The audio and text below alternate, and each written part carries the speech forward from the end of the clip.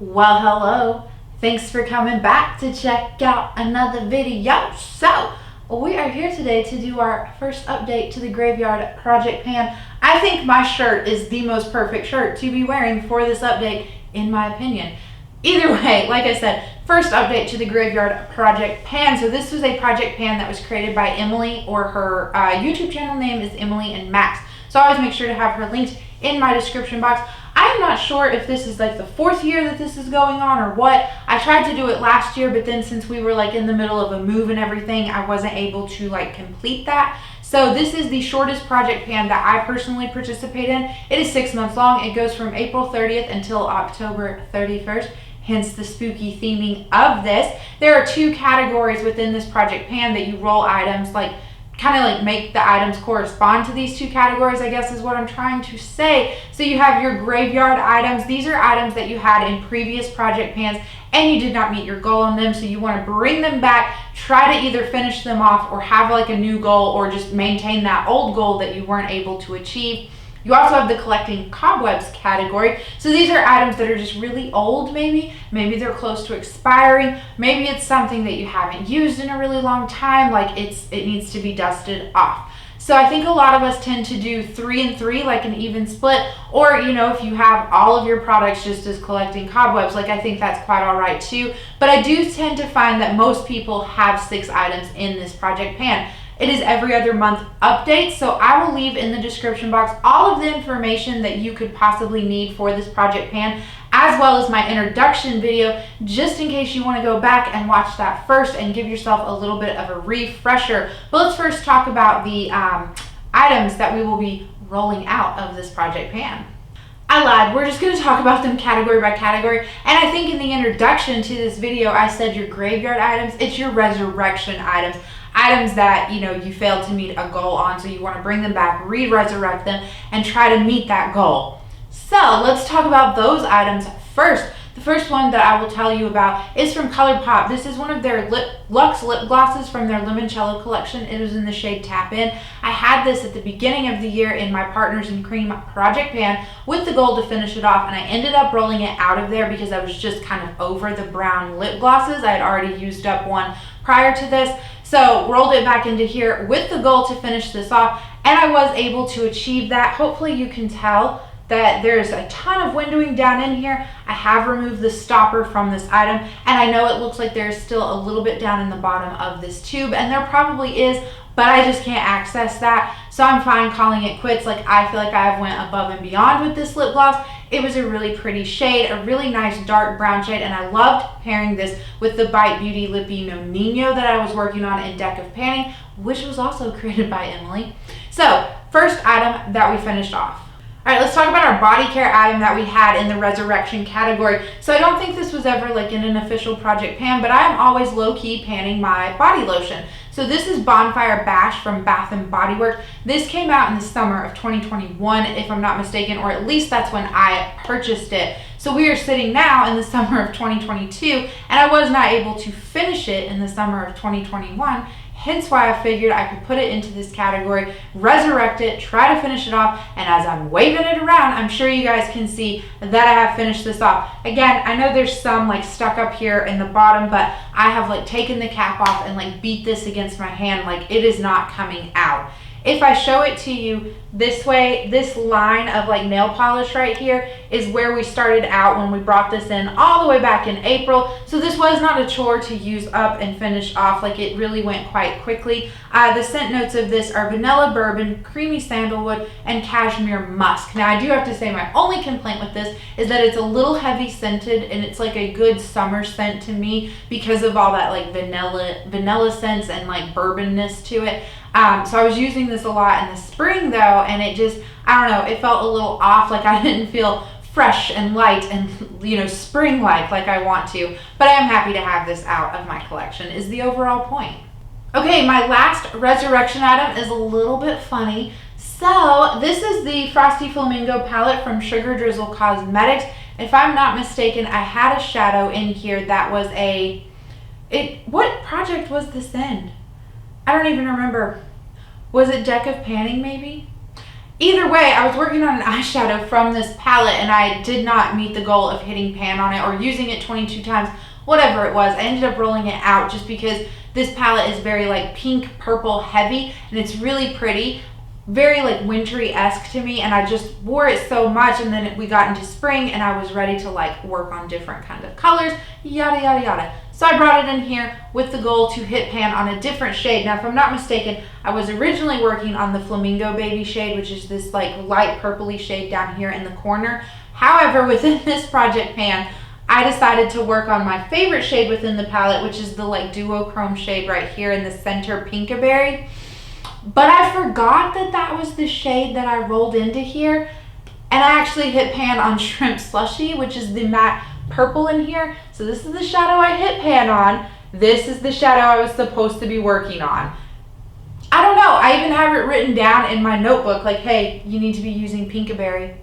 So I don't know where my mind was. This will be staying in this project pan. I will give you a swatch of this Pinkaberry shade just because it is so pretty. It's like it goes from like pink to like green. It's just got a bunch of pretty shifts to it. Hopefully you can see that. The formula on the Sugar Drizzle palette, like their multi-chrome shades, in my experience, is more of like a squishy texture, like think a Super Shock shadow. So it's just a lot of fun to work with, play around with, and I feel like I can incorporate this shadow into many looks if I would just remember to use it. So, staying in.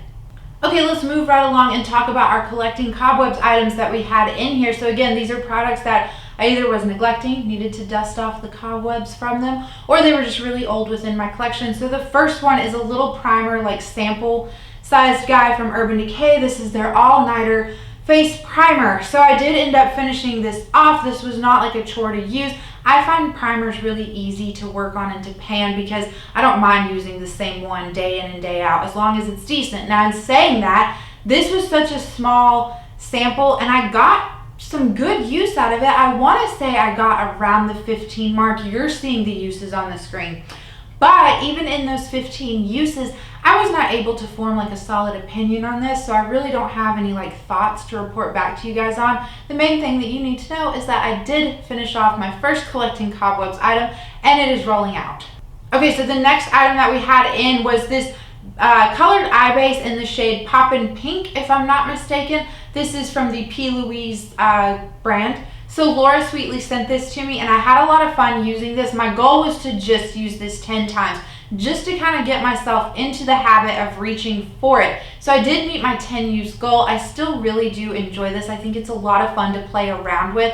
And I do want to do some more experimenting using this as like the colored eye base and trying different shadows on top of it, not just using like reds, pinks, or like iridescent shades, which is how I did use it and get my 10 uses out of it. But yeah, this will be staying in my collection, but rolling out of this project pan. And I do think that I'm, one, more comfortable using this, and two, have like a better appreciation and understanding for it since rolling it into this project pan.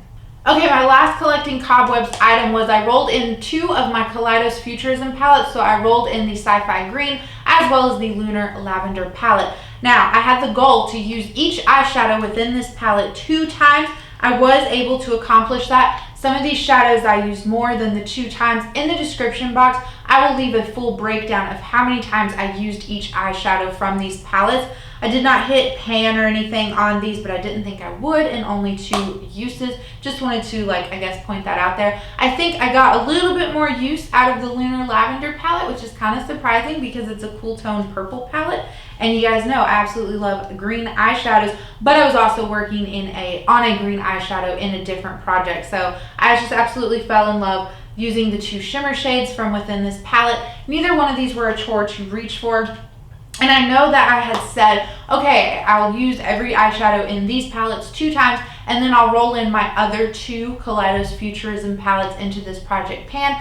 But I'm not actually going to roll in my other 2 because through reaching through for these ones, I did end up reaching for my other Kaleidos Futurism palettes. So I feel comfortable. I no longer need to like necessarily dust the cobwebs off of them. But that is a great segue into all the new items that we are going to bring in to this project pan.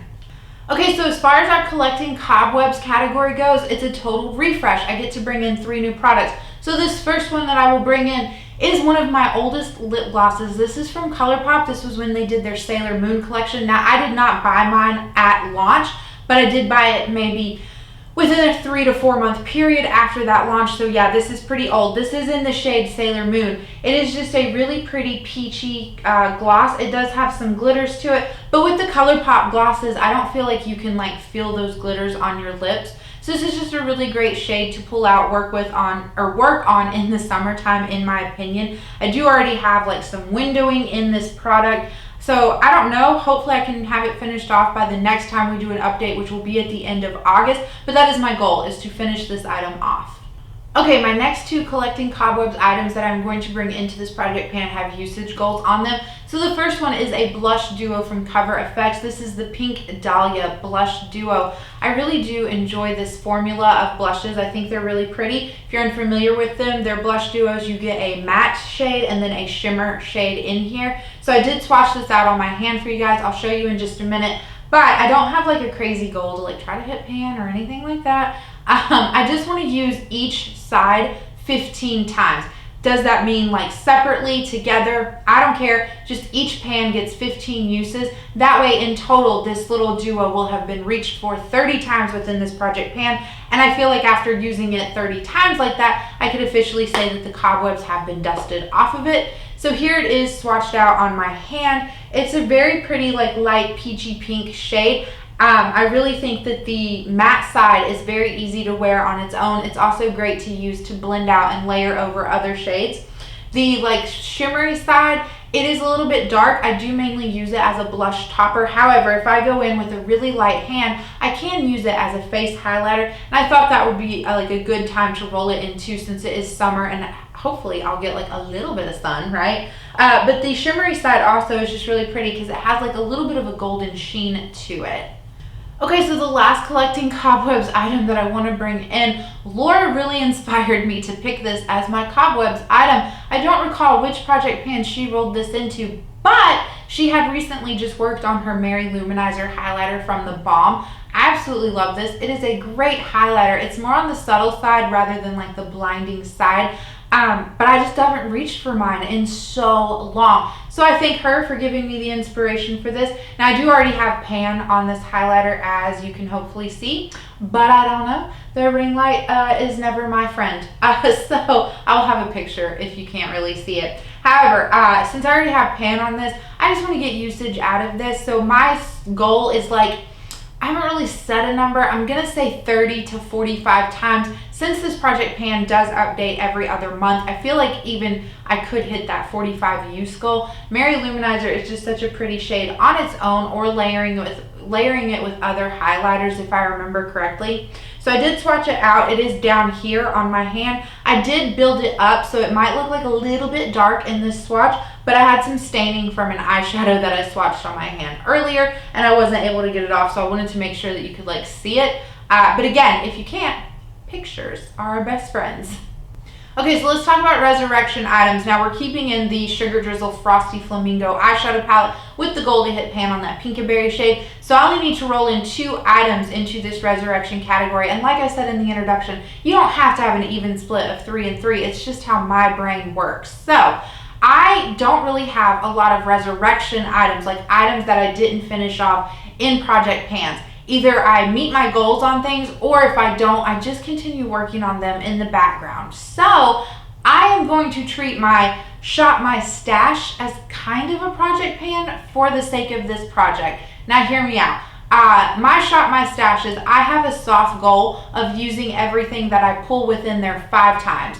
If I don't meet that goal, then I still just put it back and get something else out, or I'll keep it out if I really want to. So I went through and I picked out items that I had in previous Shop My Stashes where I felt like I didn't either get to that 5 use mark, or I just didn't get a lot of use out of them like in general. So that's how I'm going to resurrect them, is to bring them in and get some good use out of them within this project pan. Hopefully that makes sense. So the first item to talk to you about is a lipstick from Sephora. This is from their Lip Stories line. This is the shade Hot in Havana, and it is very pretty, very vibrantly orange, as you can see. I am not lying to myself. I don't think I'll ever finish this lipstick off in its lifetime, but it is such a fun, pretty orange shade that I'm going to enjoy it while I have it. So I want to set the goal to use this 15 times. I just feel like this is a great shade for the summertime too. It is not what I'm wearing on my lips today though, even though this does have like an orangey vibe to it. But either way, 15 times, I'll be really happy having reached for it that amount. And then maybe I'll pick like another lipstick to roll in and have a soft, like a small goal of 15 uses as well. Side note, I filmed my Pan Those Eyeshadows update before this, and I don't know what I did, but that blue shade Enigma is just all over me. Anyway, my last item to bring in for the Resurrection category, this is an ABH Cream Bronzer. I have not had this like in an official project pan. This was in a Shop My Stash, and I did feel like I got good use out of it. However, I had the goal to hit pan on it, and I never did accomplish that. So I'm going to bring it in with the goal to hit pan on this. So this is what their cream bronzer looks like. Maybe if I tilt it down, you can see I do have like a dip in the center of this. But this looks pretty like thick, pretty deep, like, you know, for a cream bronzer. It's 30 grams of product in here, so I don't know how far off I am from like hitting pan or like the bottom of the jar, we will say. But this isn't my favorite cream bronzer that I have in my collection. This is the lightest shade, and if I'm not mistaken, it's supposed to be on the more neutral side, but it's not. It's very like warm on my complexion, and especially compared with my other two bronzers that I have. So I just want to kind of like make this goal to hit pan on it, and then maybe I'll put it away for a little while, and then I'll bring it back out with like some usage goals, because I don't want to just let this sit there in my collection and go bad, you know? So I need to like make little goals for it so that I can actually finish it off. But either way, that wraps up this project pan update 1. Let me know down below how you are doing with this, and I cannot wait to catch everyone's updates. Having so much fun participating in this year. And like always, I hope you're having a good day, a good night, or a good whatever, and I will catch you in the next one. Bye!